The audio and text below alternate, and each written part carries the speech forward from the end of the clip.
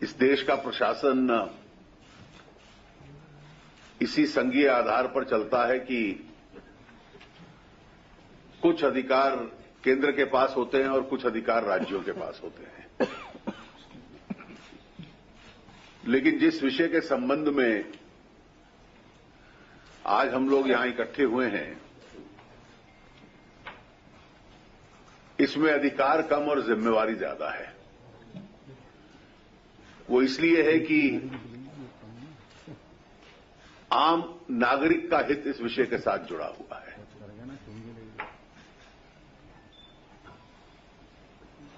एक शब्द जिसका पिछले कुछ वर्षों से संघीय ढांचे के संबंध में प्रयोग अधिक बढ़ा है कि देश का जो आर्थिक प्रशासन है वो क्या केंद्र चलाता है या राज्य चलाते हैं या दोनों के सहयोग से चलता है। कोऑपरेटिव फेडरलिज्म और कीमतों पे नियंत्रण रहे, इस नियंत्रण को रखने का एकमात्र तरीका यही है कि दोनों सरकारें अपनी पूरी ताकत से और अपनी पूरी लगन से अपने अधिकारों का प्रयोग करके कीमतों के ऊपर नियंत्रण रखें। ये कहा गया कि आंकड़े दिए राधामोहन जी ने कि जिन वस्तुओं की चीजों में आंशिक वृद्धि देखी गई है उनकी पैदावार पिछले 2 वर्षों में खूब हुई है और रिकॉर्ड हुई है। और स्वाभाविक है कि अगर रिकॉर्ड पैदावार है तो बाजार के अंदर वो वस्तुएं आनी चाहिए, और बाजार में जब आएंगी तो पैदावार अलग है, अधिक है, उपलब्धि अलग है, अधिक है, तो कीमतों के ऊपर नियंत्रण रहेगा। लेकिन जिन वस्तुओं की पैदावार अधिक है उनकी जब कीमतें बढ़ती हैं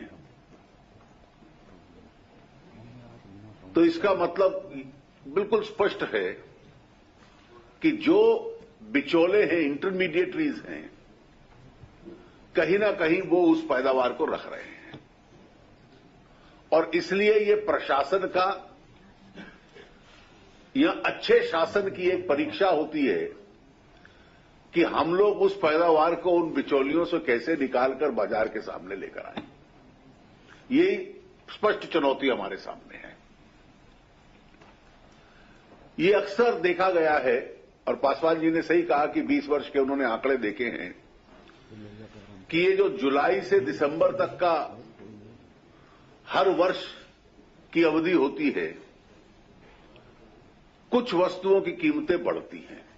और उसके पीछे कारण यह भी है कि पहली फसल रबी की आ चुकी है बाजार में, अक्टूबर तक दूसरी आएगी, उसको ठहरने में थोड़ा समय लगेगा। और इसलिए इस इंटरमिटेंट जो अवधि है, उस अवधि के दौरान जो लोग जमाखोरी करते हैं कि बाद में थोड़ा महंगी बिकेगी, उसको जमाखोरी करके इकट्ठा कर लेते हैं। इस वर्ष मुझे लगता है कि रिकॉर्ड प्रोडक्शन के बावजूद भी पिछले कुछ दिनों में जो टेलीविजन पर और समाचार पत्रों में ये समाचार आते रहे कि शायद इस बार बरसात अपेक्षा के अनुकूल न हो, तो इससे उनकी नीयत कि जब बरसात अनइवन होगी, कम होगी, तो स्वाभाविक है कि इस स्थिति का वो लाभ उठा सकते हैं। एक कारण चिंता का और है हम सबके लिए कि इराक का जो संकट है उसकी वजह से कच्चे तेल का दाम थोड़ा बढ़ा है। लेकिन पिछले कुछ दिनों में उसने नीचे आने के, जो पीक पे पहुंचा था, उसके संकेत दिए हैं। कुछ वस्तुएं ऐसी भी हैं जो देश में कम हैं, एडिबल ऑयल्स, पल्सेस, दालें, तो जब डॉलर का रेट बढ़ जाता है तो फिर विदेशों से ही मंगवाना महंगा पड़ जाता है, तो we end up importing inflation. इस परिस्थिति में हम लोग यहां मिले हैं। जिन वस्तुओं के संबंध में कहा गया कि आज 25-27 रुपए की हैं, इस जुलाई दिसंबर के दौरान पिछले वर्षों में 70, 80, 100 तक गई हैं। और इसलिए अभी कोई पैनिक स्थिति ऐसी नहीं है। संकेत ये है कि कोई लोग इस परिस्थिति का उपयोग करने का प्रयास करेंगे, और इसलिए अच्छे शासन का मापदंड यही है कि इसका अंदाजा हम पहले से लगा लें। We should anticipate the problem. जब कीमतें बहुत अधिक बढ़ जाएं और उसके बाद कार्रवाई शुरू करें तो बाजार में पैनिक हाहाकार फैलता है। उसको रोकने का तरीका यह है कि इस स्थिति का अंदाजा हम पूर्व अनुमान लगा लें, और जो सरकारों ने इसमें कार्रवाई करनी है वो कार्रवाई हम लोग आरंभ कर दें। हाल के दिनों में जो बढ़ोतरी देखी गई, थोड़ी चावल की कीमत में थी, दालों की कीमत में थी, प्याज आलू की कीमत में थी, और दूध की कीमत में थी। हर वस्तु की कारण अलग अलग हो सकते हैं। जो कंज्यूमर अफेयर उपभोक्ता विभाग है, उसके पास एक मशीनरी है, पूरे देश भर में इस कीमतों के ऊपर अपनी नजर रखता है और बहुत नजदीकी से इसके ऊपर निगरानी रखता है। सरकार ने कुछ कदम भी इसमें उठाए हैं। पिछले कुछ दिनों में जो कदम उठाए हैं कि जो विदेशों के अंदर आलू प्याज जाता था, उसकी न्यूनतम कीमत तय कर दी गई है। एपीएल, बीपीएल परिवारों को 50 लाख टन चावल और रिलीज कर दिया जाए, जिससे चावल की कीमत के ऊपर नियंत्रण हो जाए। ये सरकार ने कदम उठाया है। आप सबको हिदायत दी गई है कि मंडियों के बाहर भी किसान बेच पाए, उसके लिए सब्जियों को, फलों को एपीएमसी से डीलिस्ट कर दिया जाए। तो उसके पास दोनों ऑप्शन रहेंगे, मंडी का ऑप्शन भी रहेगा और बाहर का भी रहेगा। दिल्ली के संदर्भ में विशेष रूप से इसको बहुत सफलता के साथ लागू करने अभी किया गया है।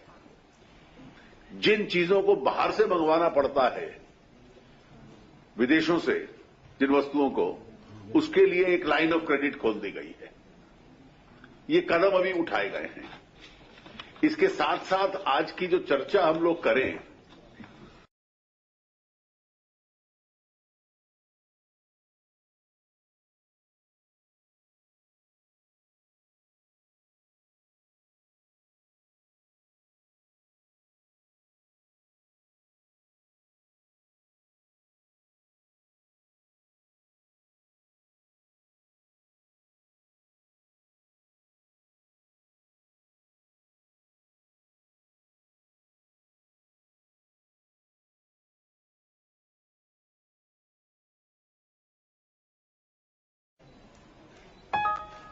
ईद, दशहरा, दिवाली, दुर्गा पूजा, क्रिसमस तक इसी अवधि काल में आते हैं, और इसलिए उसमें इन वस्तुओं की आवश्यकता और उपयोग भी अधिक होता है।